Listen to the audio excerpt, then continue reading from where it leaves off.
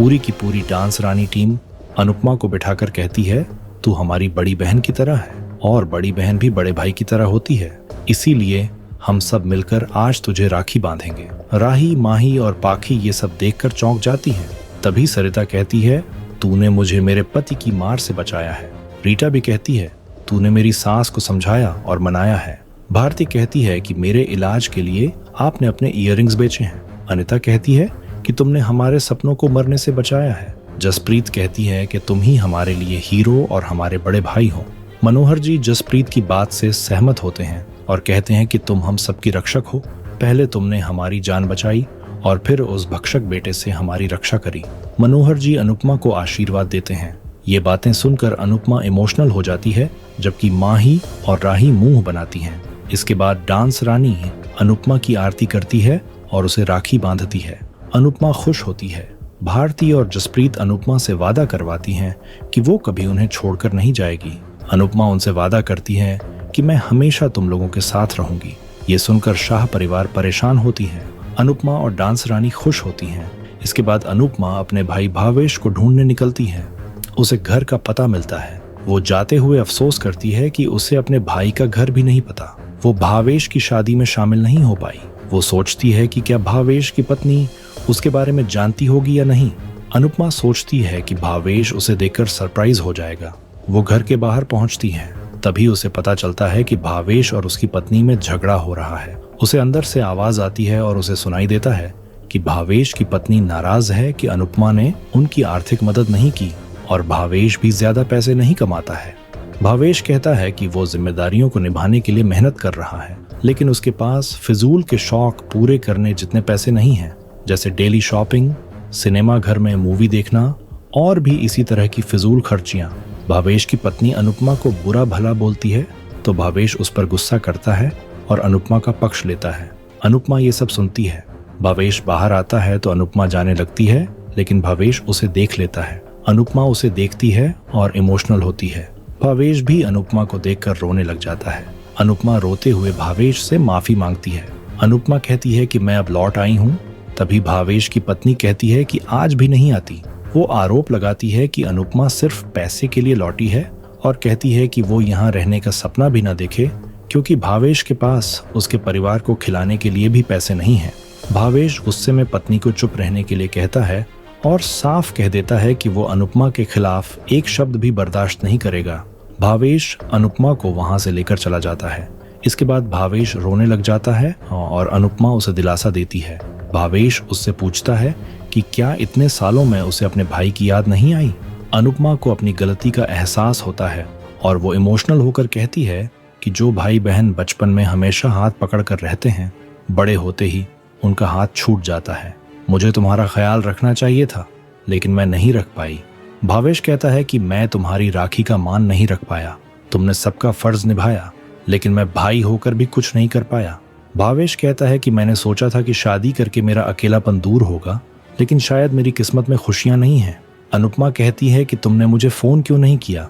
भावेश कहता है कि मैं हिम्मत नहीं जुटा पाया, मैं तुम्हें दुख नहीं देना चाहता था। भावेश खुद को दोष देता है और कहता है कि मैं किसी को भी सुख नहीं दे पाया। अनुपमा कहती है कि ऐसा नहीं है, तुमने सबको अपनी अच्छाई और सच्चाई से बहुत सुख दिया है।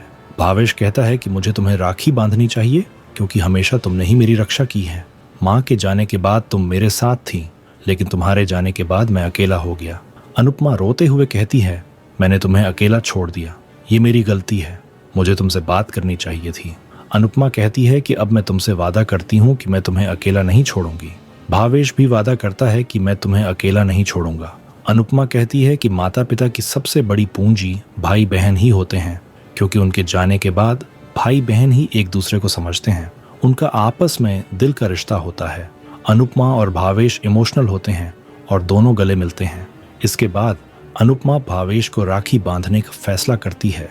वो थाली ढूंढती है और जब उसे थाली नहीं मिलती तो वो पास के मंदिर के सामने जाती है और वहां से थाली लेकर भावेश की आरती करती है। दोनों काफी खुश होते हैं। अनुपमा भावेश को राखी बांधती है और भावेश अनुपमा का आशीर्वाद लेता है। भावेश और अनुपमा सेल्फी लेते हैं और अनुपमा कहती है कि ये फोटो हमें याद दिलाएगी कि हम हमेशा साथ हैं। अनुपमा भावेश को अंश की शादी में आने के लिए कहती है। भावेश कहता है कि मैं कोशिश करूंगा, लेकिन मैं किरण को नहीं लाना चाहता, इसलिए शायद मैं भी नहीं आ पाऊंगा। भावेश बताता है कि वो नौकरी के लिए दिल्ली जा रहा है। अनुपमा उसे हिम्मत देती है कि उसे मेहनत का फल जरूर मिलेगा। अनुपमा भावेश के लिए भगवान से प्रार्थना करती है। भावेश भी अनुपमा के लिए भगवान से प्रार्थना करता है। अगले दिन तोशु पैसे गिनते हुए आ रहा होता है, तभी उसे पाखी मिलती है। तभी लीला तोशु से पूछती है कि बाहर भीड़ क्यों लगी है, क्या उसने किसी के पैसे चुरा लिए हैं? तोशु कहता है कि इन सबको मैंने डांस रानी के इंटरव्यू के लिए बुलाया है। ये कहकर तोशु चला जाता है। दूसरी तरफ अनुपमा प्रार्थना के पैर दबाने लगती है, लेकिन प्रार्थना उसे मना करती है और कहती है कि आप मेरी दादी सास हो, ऐसा मत कीजिए। अनुपमा कहती है कि मैं तुम्हारी माँ हूँ। जब मैं माँ बनने वाली थी तब मेरे भी पैरों में सूजन आती थी और मैं भी सोचती थी कि कोई मेरे पैर दबा दे। प्रार्थना मना करती है, लेकिन अनुपमा जिद करती है और उसके पैर दबाने लगती है। अनुपमा प्रार्थना से राखी के बारे में पूछती है तो प्रार्थना बताती है कि पराग, ख्याति और मोटिबा ने उससे बात नहीं की, लेकिन उसे महसूस हुआ कि पराग अंदर से खुश है। अनुपमा कहती है कि पिता का प्यार ऐसा ही होता है। अनुपमा उसे समझाती है कि अगर तुम उन्हें याद कर रही हो तो वो भी तुम्हें जरूर याद करते होंगे। तुम कोशिश करती रहो, शायद तुम्हारी कोशिश से वो तुम्हारी शादी में भी आ जाए। प्रार्थना कहती है कि मुझे नहीं लगता कि वो शादी में आएंगे। अनुपमा उसे पॉजिटिव सोचने के लिए कहती है। वो कहती है कि अगर वो नहीं आते तो तुम और अंश आशीर्वाद लेने के लिए चले जाना। रिश्ते की डोर को जब दोनों लोग छोड़ देते हैं तब रिश्ता खत्म हो जाता है, लेकिन अगर उनमें से कोई एक भी डोर को पकड़ कर रखे तो रिश्ता संभल जाता है। प्रार्थना गौतम को लेकर चिंता करती है। अनुपमा कहती है कि अब तुम वहां जाओगी तो अंश तुम्हारे साथ रहेगा, इसलिए चिंता मत करो। वो प्रार्थना को स्माइल करने के लिए कहती है। प्रार्थना खुश होती है। तभी सरिता घबराते हुए आती है और अनुपमा को फंक्शन वाला वीडियो दिखाती है और बताती है कि ये वीडियो वायरल हो रहा है। वीडियो में राही डांस रानी पर चोरी का इल्जाम लगा रही होती है। अनुपमा वीडियो देखकर चौंक जाती है। आने वाले एपिसोड में देखने को मिलेगा कि लोग डांस रानिस पर गुस्सा होते हैं और उन्हें डाकू रानिस कहते हैं, क्योंकि नेकलेस चोरी होने वाली वीडियो वायरल हो चुकी होती है।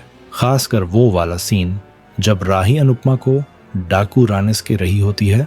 अनुपमा कंपटीशन ऑर्गेनाइजर से कहती है कि ये वीडियो सच नहीं है, लेकिन ऑर्गेनाइजर कहता है कि लोगों की डिमांड पर ही आपको वाइल्ड कार्ड एंट्री मिली थी और अब लोगों की डिमांड पर ही आपको कंपटीशन से बाहर किया जा रहा है। अनुपमा और पूरी टीम ये बात सुनकर हैरान रह जाती है। दूसरी ओर कोठारी हाउस में राही और प्रेम ये न्यूज़ देखते हैं। ख्याति और मोटिबा खुश होती हैं। अनुपमा तोशु को पाखी का असली वीडियो दिखाने के लिए कहती है, लेकिन तोशु कहता है कि मैंने वीडियो नहीं बनाई थी। अनुपमा ये सुनते ही चौंक जाती है। आपको क्या लगता है इस वीडियो को किसने वायरल किया होगा? और क्या एक बार फिर अनुपमा अपने और अपनी टीम पर लगे इन इल्जामों को मिटाकर पब्लिक का प्यार जीत पाएगी? अपना जवाब कमेंट करके जरूर बताइए। आज शाम को इस चैनल पर एक हॉरर स्टोरी वीडियो आने वाली है, जिसमें एक 21 साल के लड़के ने मिलके पूरे गांव की भूतों से जान बचाई है। तो मुझे उम्मीद है आपको वीडियो पसंद आएगी। आप अपना प्यार उस वीडियो को भी जरूर दें। वीडियो देखने के लिए आपका बहुत बहुत धन्यवाद।